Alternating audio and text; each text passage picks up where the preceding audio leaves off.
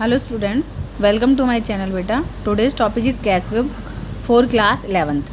अच्छा, ये जो टॉपिक है आप लोगों का क्लास 11th का बहुत आसान सा टॉपिक है, लेकिन इसके ना सिंगल कॉलम वाली कैश बुक है ना आती नहीं है एग्ज़ाम में। तो मैंने सोचा कि एक क्वेश्चन आप लोगों को सिर्फ ऐसे समझा देती हूँ कि आप सारे क्वेश्चंस कर पाओ। ये 4 क्वेश्चंस हैं। आता कौन सा है? डबल कॉलम वाला कैश बुक, ठीक है, जिसमें कैश और बैंक दोनों कॉलम बनाने होते हैं। तो मैं ये क्वेश्चन आप लोगों को एज ए इंट्रोडक्शन की क्या है कैश बुक में, बहुत सिंपल सा लॉजिक है, ठीक है, मैं ये अभी आपको करा देती हूँ। मेरी बात को ध्यान से सुनना। कैश बुक है ना, जो कैश होता है उसका डेबिट बैलेंस होता है। कौन सा बैलेंस होता है? डेबिट। तो मतलब आएगा तो डेबिट और जाएगा तो क्रेडिट। जिस चीज़ का जैसा नेचर होता है ना, वो जब आता है इंक्रीज़ होता है, वही होता है। जैसे कैश का अगर डेबिट नेचर होता है तो आपको नेचर याद रखने पड़ेंगे, बट कैश का डेबिट नेचर होता है तो जब आएगा या इंक्रीज़ होगा तो डेबिट, जाएगा और डिक्रीज़ होगा तो क्रेडिट। क्लियर हो गई बात? दूसरी बात क्या है, कैसे कैसे आ सकता है भाई? मैंने किसी को सेल किया हो, है ना, किसी ने मुझे पेमेंट की हो, है ना, और यही ऐसे ही आ सकता है आप लोग कि मैंने सेल किया होगा तो मुझे पैसा मिलेगा, ठीक है, या मैंने किसी ने मुझे पेमेंट की होगा तो मुझे पैसा मिलेगा। दूसरी बात, अगर पैसा जा कैसे कैसे सकता है? मैंने कोई भी एक्सपेंसेस पे किए होंगे, ठीक है। दूसरा, मैंने परचेज़ किया होगा, ठीक है, और भी मतलब इन्हीं कंडीशंस यही होंगी, बस लैंग्वेज चेंज होगी थोड़ी सी। किसी को मैंने पेमेंट कर दी होगी, ये बात। दूसरी बात, इसमें ना डिस्काउंट की भी बात होगी, लेकिन याद रखना जो मेरा डिस्काउंट होता है वो जर्नल प्रॉपर में जाता है। इसका मतलब वो सिर्फ जर्नल एंट्रीज़ में भी आता है, कैश बुक में डिस्काउंट की एंट्री नहीं होती। एक बात। दूसरी, किस चीज़ की एंट्री नहीं होती? अगर क्रेडिट परचेज़ किया होता है तो कैश बुक में उसकी एंट्री नहीं होती, क्योंकि क्रेडिट परचेज़ की एंट्री परचेज़ बुक में होती है, क्रेडिट सेल की एंट्री सेल बुक में होती है। लेकिन अगर वही चीज़ परचेज़ और सेल अगर कैश में किया है तो कैश बुक में आएगा। अगर दोनों चीज़ें क्रेडिट में हुआ है तो क्रेडिट परचेज़ की परचेज़ बुक में, क्रेडिट सेल्स की सेल बुक में, ठीक है। ये बेसिक्स है।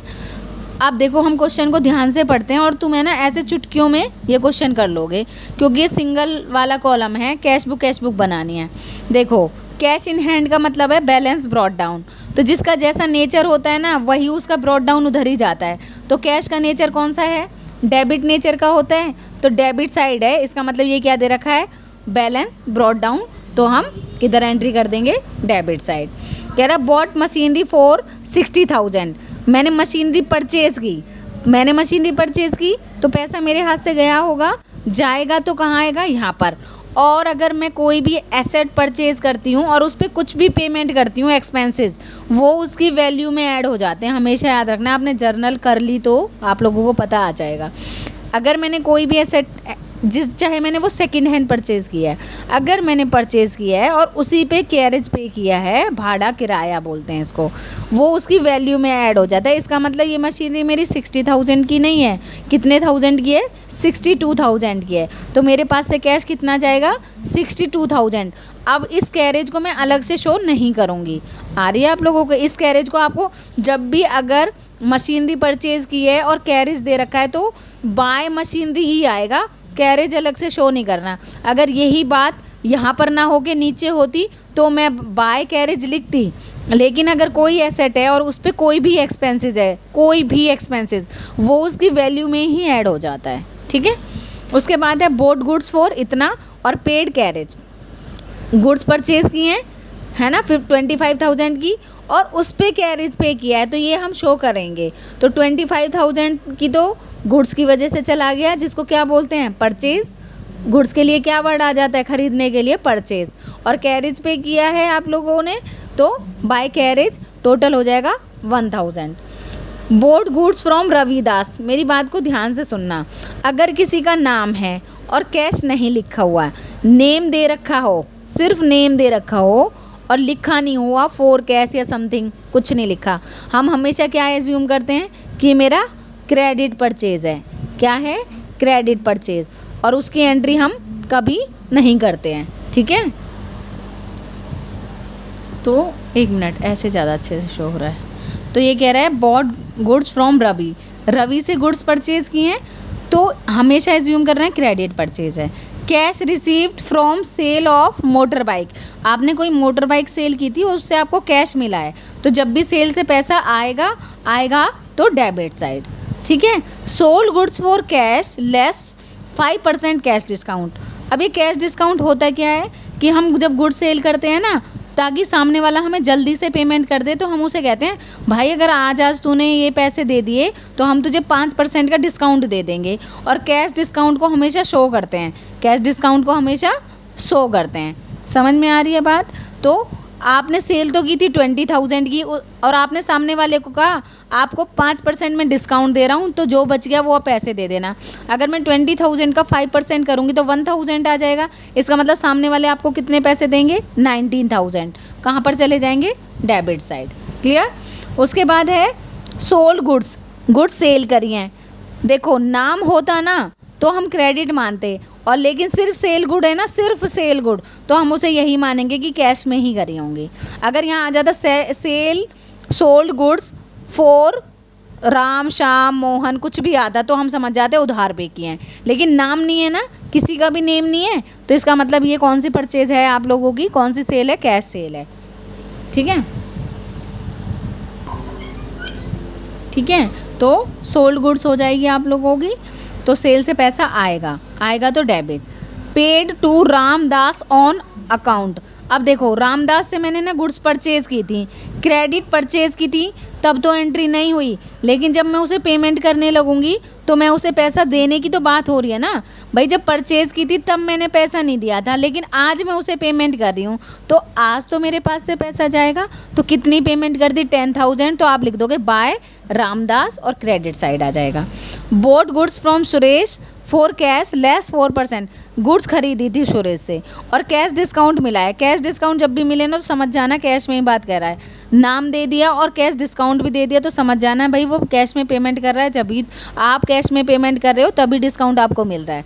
तो 30,000 का 4% माइनस करके आप लिख दोगे बाय परचेज, कैश कम हो जाएगा।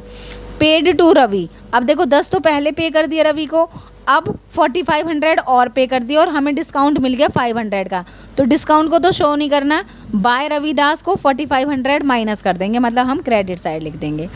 Cash collection from Ashok, Ashok मेरा एक डेटर था, उससे पैसे मिल रहे हैं तो डेबिट साइड चले जाएंगे। परचेज पोस्टल स्टैम्प, मैंने पोस्टल स्टैम्प खरीदी है तो क्रेडिट साइड चली जाएगी, माइनस हो जाएगा मतलब। Salary paid to accountant, accountant को सैलरी दिया तो बाय सैलरी हो जाएगी 15,000 की। अब इसको मैंने ये क्वेश्चन पे पूरा टाइम आप लोगों का लगा दिया है, अब इसको मैं जल्दी से कैश बुक में आप लोगों को कराऊंगी, लेकिन डबल कॉलम वालों पे आप बहुत फोकस करना, ठीक है। देखो अगर मैं शो कर पा रही होंगी तो कर पाऊंगी, एक मिनट रुको, मुश्किल है, ठीक है। सबसे पहले क्या है, कैश इन हैंड है, आप लोग क्या लिखोगे, जो भी कैश इन हैंड है तो उसकी डेट लिखोगे आप। यहाँ पर मैं एक मिनट रुको, एक मिनट।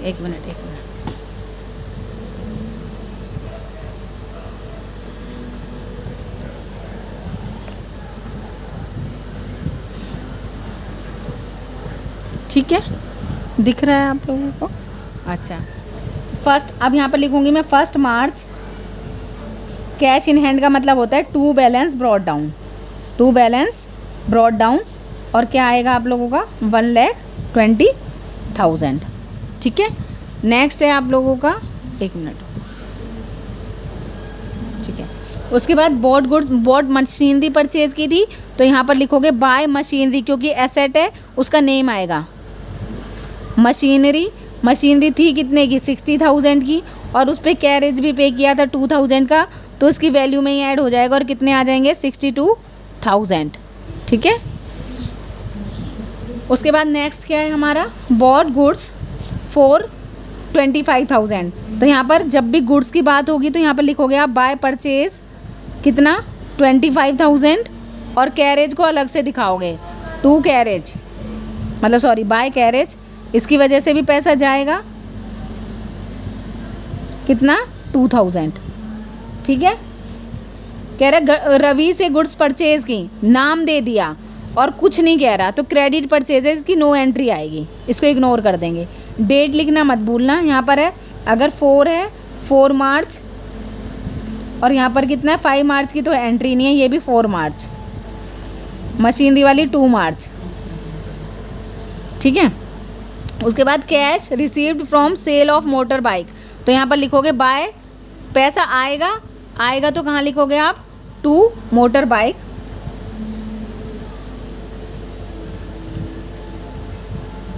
कितना आएगा हमारे पास 5000 रुपीज़, ठीक है।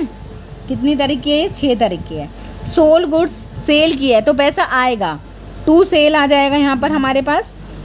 और कितना, 20 वाली को 5% जब कैश डिस्काउंट करोगे, 5% करोगे तो 1000 आ जाएगा। अब देखो मैं लिख देती हूँ यहाँ पर, 20,000 का 5% तो आपने डिस्काउंट दे दिया सामने वाले को, तो डिस्काउंट हो गया 1000 का। इसका मतलब पैसे कितने मिलेंगे आपको, 90,000 रुपीज़, ठीक है।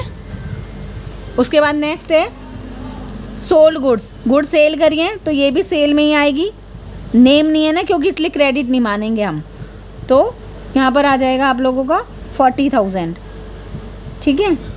पेड टू रवि दास, अब देखो परचेस किया था तो क्रेडिट पे था, लेकिन पेमेंट तो कैश से ही हो रही है ना, तो यहाँ पर उसकी वजह से पैसा जाएगा, तो यहाँ पर लिखोगे बाय रवि दास। कितना, 10,000 रुपये दिए हैं तो 10,000 आ जाएगा, क्लियर। उसके बाद क्या कह रहे हैं, बॉट गुड्स फ्रॉम सुरेश, और कैश डिस्काउंट हमें मिला है तो हम यहाँ पर लिखेंगे बाय परचेज, क्योंकि गुड्स हैं कितना 30,000 की थी, उसने मुझे 4% डिस्काउंट दे दिया, तो कितना हुआ 1200 डिस्काउंट मिल गया। 30,000 में से आप 1200 माइनस करोगे तो ये आ जाएगा 28,800, ठीक है। क्लियर हो गया यहाँ तक। उसके बाद क्या कह रहा है, पेड फिर से रविदास को पे किए हैं, बाय रविदास, हमें डिस्काउंट मिला, उसकी एंट्री करनी नहीं है क्योंकि वो जर्नल प्रॉपर में जानी है, ठीक है। कैश कलेक्ट किया है ना, तो यहाँ पर आ जाएगा टू, डेटर का नाम आ जाएगा टू अशोक, अशोक की वजह से मिला है 10,000। पोस्टल स्टैम्प परचेज किया, पैसा जाएगा बाय पोस्टल स्टैम्प, कितनी की, 28 तारीख की बात है ये, 500। सैलरी पेड की है 28 को बाय सैलरी, ठीक है। कितना आ जाएगा 15,000। अब एक और बात, इनके पीछे अकाउंट लिखना ना भूलें, किसे, परचेज अकाउंट, ये सारे अकाउंट हैं। पर्सनल के साथ अकाउंट नहीं आएगा, नेम के साथ अकाउंट नहीं आता है, ठीक है। बाय रविदास ही आएगा, अकाउंट सैलरी अकाउंट, ठीक है। Sales account, clear. अशोक है, नेम है तो अकाउंट नहीं आता उसके, पर्सनल के साथ अकाउंट नहीं आता है। हो गई सारी एंट्री। अब हम क्या करेंगे, टोटल कर देंगे इसको। यहाँ पर 2 लाइनें ज़रूर आएंगी, टोटल के यहाँ पर 2 लाइनें आएंगी और दोनों साथ में आएंगे, ये इधर आएगा टोटल, ठीक है। उसके बाद हम टोटल करेंगे अब इसको, और कैश का हमेशा कौन सा बैलेंस आएगा, डेबिट बैलेंस आएगा। कौन सा बैलेंस आएगा, कैश का नेचर डेबिट है तो आएगा या इंक्रीज़ होगा, इंक्रीज़ देन डेबिट, डिक्रीज़ या जाएगा या आएगा, ठीक है बेटा। क्लियर हो रहा है आप लोगों को यहाँ तक। अब हम टोटल करते हैं, मैं एक बार रफली टोटल कर लेती हूँ बेटा। ये वाला कैरेज है ना 1000 था, तो आप लोग भी करेक्ट कर लेना, 1000 आएगा। अब हम टोटल कर लेंगे इसका, मैं यहाँ पर ही रफली टोटल कर लेती हूँ। 1,20,000, 5,000, 19,000, 40,000 और 10,000। 4, 1, 2, 3, 2, 3, 4, 5, 6, 7, 8, 9, 1,94,000। जिसका ज़्यादा होता है, वैसे कैश बुक का हमेशा ये वाला टोटल ज़्यादा ही मिलेगा आपको। यहाँ पर आ गया 1, इसमें से ये सारे टोटल करके माइनस कर देंगे और ये क्या आ जाएगा हमारा, by balance carry down, and में जो बचता है कैरी डाउन। 1,94,000 टोटल हो गया, तो ये 62, 25, 1,000, 10,000, 28,800, 4,500, 500 और 15,000। ये कितना हो जाएगा 0058789 17 18 19 20 21 22 23 24 6 2 4 5 6 7 8 9 10 11 14,6800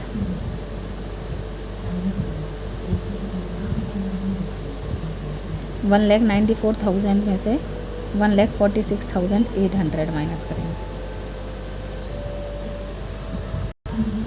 ये आ जाएगा आपका 47,200। तो यहाँ पर लिख दोगे आप 47,200। ये कैरी डाउन है, कब आया है आप लोगों को, मान लो जब जिस भी डेट को 31 मार्च को आपने कैरी डाउन कैलकुलेट कर लिया, बस इसको ना यहाँ पर यहाँ तक आपको मार्क्स मिल जाएंगे। 1,94,000 आप लिख दोगे टोटल, मार्क्स तो यहीं तक मिल जाएंगे। बस इसको कैरी डाउन को नेक्स्ट ईयर के लिए ब्रॉड डाउन लिख देते हैं, तो इसको ऐसे करके छोड़ देते हैं। बैलेंस ब्रॉड डाउन कितना आ जाएगा 47,200 हो गया गैस बुक। सिंगल कॉलम में कुछ भी नहीं है, बहुत आसान है। सिंगल कॉलम पे इतना ज़्यादा टाइम वेस्ट नहीं करना है, लेकिन डबल कॉलम वाला आपको बहुत अच्छे से करना है। जितना भी मेहनत करनी है उस पर ही करनी है।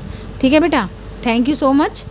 और ज़्यादा से ज़्यादा शेयर करते रहें आगे। पहले डबल कॉलम वाला जब भी कैश बुक होगा तो पहले मैं उसका सारा आप लोगों को बताऊंगी, काउंटर एंट्री क्या होती है, क्या क्या कंडीशंस होती हैं, आप इजीली कर पाएंगे। ठीक है, okay, thank you so much.